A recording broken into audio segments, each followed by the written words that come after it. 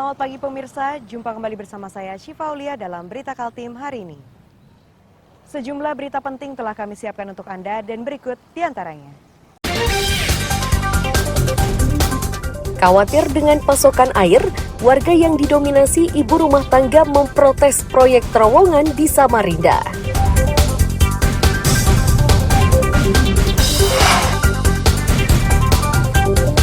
Diduga kelelahan, seorang anggota pengamanan TPS di Samarinda meninggal.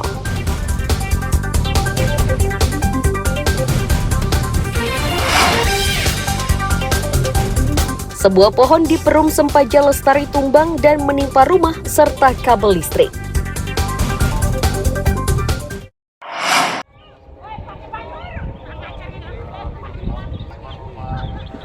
Warga Jalan Kakap Sungai Dama Samarinda didominasi ibu rumah tangga Rabu siang mendatangi proyek terowongan. Ini mereka lakukan setelah mendengar rencana pemindahan pipa saluran air ke rumah-rumah. Mereka khawatir proyek tersebut akan menyebabkan pasokan air bersih terhambat. Kita taruh nanti ke sana, karena ini kan sementara mau digali. Terus proyek ini sudah selesai, mereka sudah pulang. Pihak PDAM memastikan pengerjaan jalan dan pemindahan jalur PDAM tidak akan mengganggu pasokan. Itu karena PDAM sudah memiliki rencana untuk memindahkan aliran air yang terimbas pengerjaan terowongan. Ini di mana ya?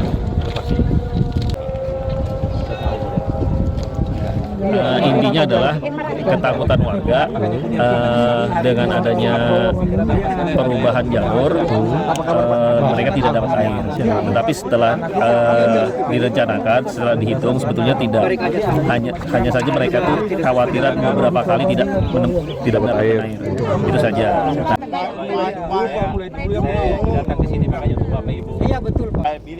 Meski sudah mendapat penjelasan PDAM, namun kecemasan warga belum sepenuhnya lenyap.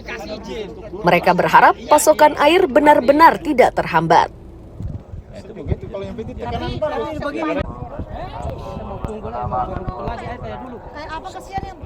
Enggak, karena kan airnya mau dipindah. Jadi airnya mau dipindah. Iya, jadi warga kan khawatirnya nanti kalau misalkan nggak dapat air dengan ini mau dekat Ramadan, dekat Lebaran, jadi kan khawatirnya itu. Tapi sampai hari ini belum ada gangguan sama sekali ya?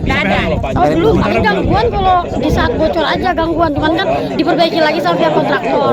Harapannya apa? Ya, harapannya mudah tetap lancar lah air di sana sama sini. Kalau yang di sini nanti di Jakarta.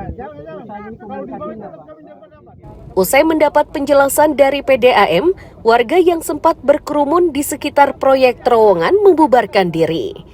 Iswanto melaporkan dari Samarinda. Baru turun dari bawah naik, susah naik ke sana Pak. Sedap 5 ke Alpam 2. Amin itu air. Dia kan belum.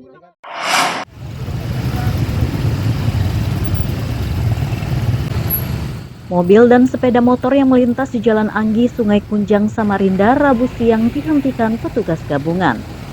Satu demi satu para pengendara diperiksa kelengkapan surat-suratnya. Sebagian dari mereka terpaksa ditilang karena surat pajaknya telah kadaluarsa.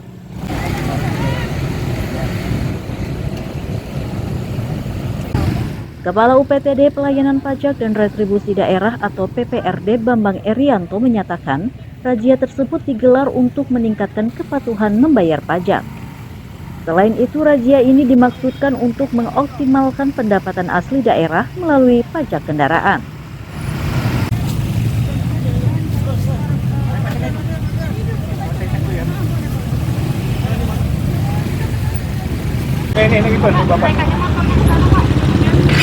Kegiatan rutin kami dalam rangka peningkatan kepatuhan masyarakat terhadap pajak kendaraan bermotor dan juga dalam rangka optimalisasi pendapatan daerah. Sasarannya sendiri Pak hari ini Pak? Sasaran pada hari ini dalam penertiban kendaraan bermotor tentunya pengendara baik itu roda 4 maupun roda 2. Unsur yang terlibat Pak? Unsur yang terlibat pada hari ini tim pembina Samsat Kota Samarinda dari Bapenda sendiri, kemudian dari pihak kepolisian dan pihak Jasara Harja.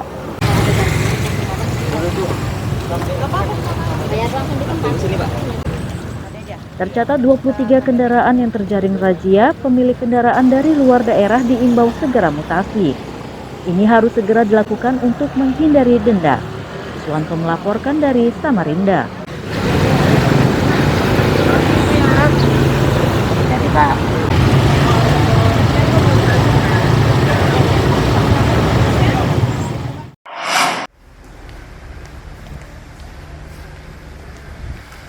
EAY, tenaga honorer Pasar Sanggam Aji Dilayas Teluk Bayur, Kabupaten Berau, dengan tangan terborgol digiring petugas Kejaksaan Negeri di Tanjung Redep. Ia digiring menuju tahanan setelah ditetapkan menjadi tersangka korupsi perkara uang sewa lapak pasar. Akibat ulahnya tersebut, keuangan daerah merugi hingga 583 juta rupiah.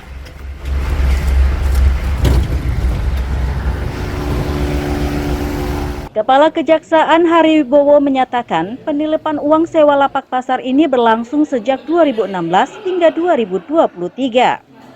Modusnya adalah dengan membuat laporan palsu bahwa uang sewa lapak itu telah disetorkan ke bank. Ulahnya terbongkar saat inspektorat melakukan audit.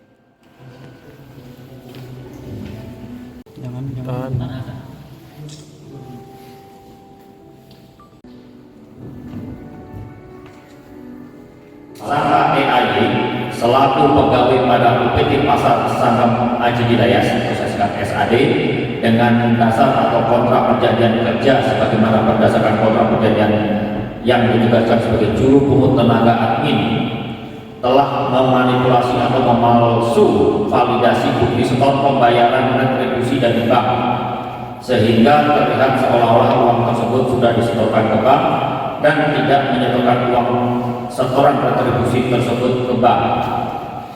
Kemudian B, atas tindakan penyimpangan yang dilakukan tersangka EAY tersebut telah menyebabkan kerugian keuangan daerah secara actual loss sebesar 583 juta.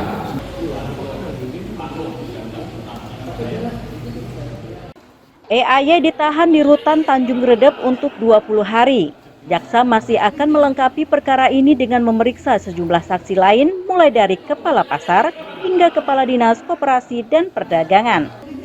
Niko Gusti melaporkan dari Kabupaten Berau.